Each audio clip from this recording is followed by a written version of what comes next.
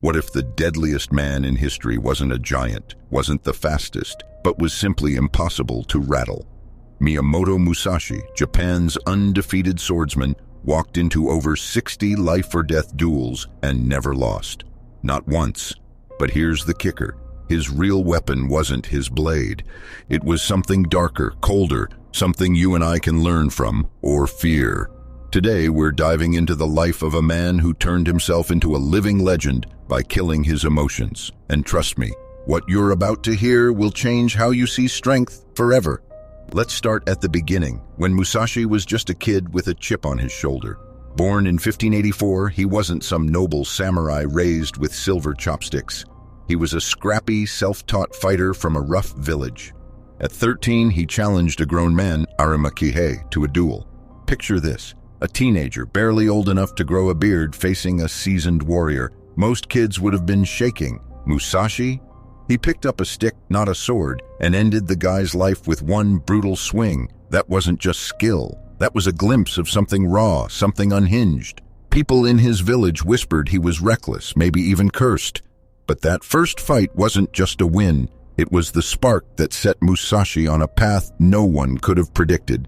And what happened next would carve his name into history. Fast forward a few years, and Musashi's still a young hothead, but he's learning. That same Arima Kihei duel comes up again in stories, but not for the reasons you'd think.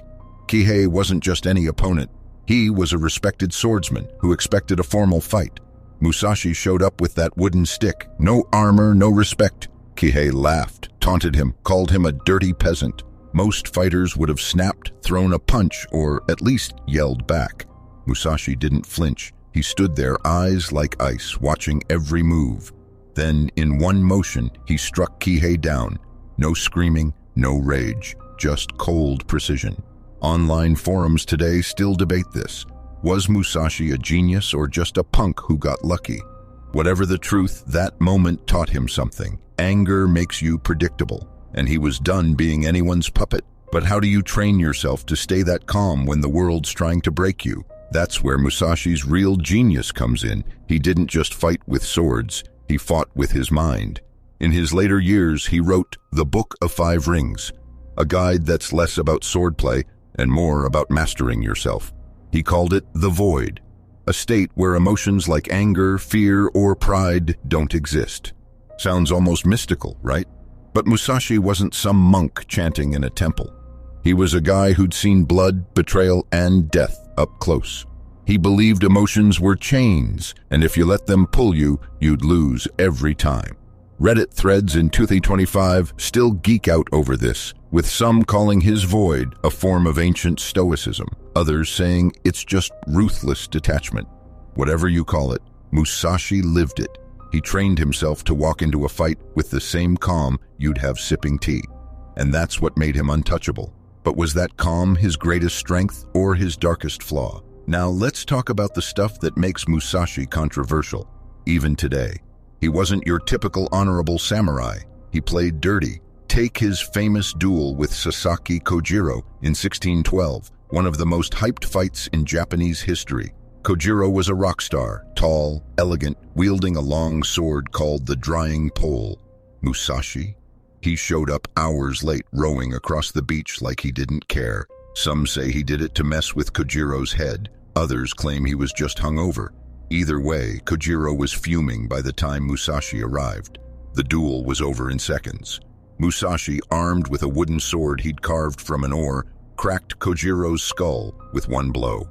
Clean, brutal, done. YouTube comments today call Musashi a master manipulator, while others say he was a coward who cheated to win. What's the truth? Maybe it's both. But one thing's clear, Musashi knew how to turn his opponent's emotions against them. And that's a trick most of us could learn. But there's a darker side to this story not everyone talks about. Musashi's life wasn't all glorious victories. He was a loner, a wanderer who rejected fame, wealth, even love. He slept in fields, ate whatever he could find, and avoided the spotlight most samurai craved. Some historians speculate he was haunted, maybe by the men he'd killed, maybe by the weight of living as a human weapon. In 2024, a Reddit post went viral, claiming Musashi's solitude was a sign of untreated trauma, not just discipline. Others argue he chose that life to stay sharp, to keep his edge. Imagine it, no home, no family, just you and your sword, walking through feudal Japan like a ghost. That kind of life builds character, but it also breaks something inside you. Musashi's detachment made him invincible, but at what cost? And that question leads us to his defining moment, the one everyone still talks about. Let's set the scene for that Kojiro duel one more time, because it's the key to understanding Musashi. It's 1612, and the beach is packed with spectators. Kojiro's pacing, his long sword gleaming, his temper boiling after waiting hours. Musashi steps off his boat, calm as a stone, holding that makeshift wooden sword. Kojiro charges, all fury and precision. Musashi doesn't blink. He sidesteps, swings, and ends it. One hit, no hesitation. The crowd's silent. Kojiro's dead. That duel wasn't just a fight, it was Musashi's philosophy in action. He didn't need rage or speed, he needed control. Online debates still rage about this. Was Musashi a cold-blooded killer or a disciplined warrior? Some say he toyed with Kojiro like a cat with a mouse. Others call it the ultimate proof of his genius. Whatever side you take, that moment defined him. A man who could stare death in the face and not flinch. But what does that mean for us today? In 2025, Musashi's story isn't just a history lesson, it's a challenge. His ideas about control, detachment, and focus are all over self-help YouTube channels and productivity blogs. People quote the Book of Five Rings like it's a life hack manual, saying things like, cut your emotions, win at life.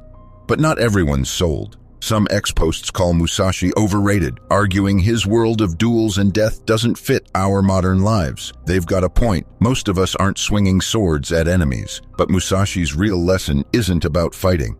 It's about owning yourself. When someone cuts you off in traffic, when your boss disrespects you, when life feels unfair, that's your duel. And losing your cool is the same as losing your head. Musashi would tell you to breathe, watch, and act, not react. His life proves you don't need to be the loudest or the angriest to win, you just need to be the calmest. And that's a power anyone can build. So here's where we land. Miyamoto Musashi wasn't a superhero or a saint. He was a man who turned himself into a weapon by mastering what most of us can't, his own mind. He won 60 duels, wrote a book that's still studied centuries later, and lived a life most of us can't imagine. But he also walked alone, carried the weight of every life he took, and maybe, just maybe, paid a price we'll never fully understand. Next time you feel that spark of anger, that urge to lash out, think of Musashi standing on that beach, wooden sword in hand, eyes like a storm about to break. He didn't need to scream to be heard. He didn't need to rage to be feared. He just needed to be still. What could you do with that kind of power? Hit that like button if this story hit you, and subscribe for more dives into lives that shape the world. I'll catch you in the next one.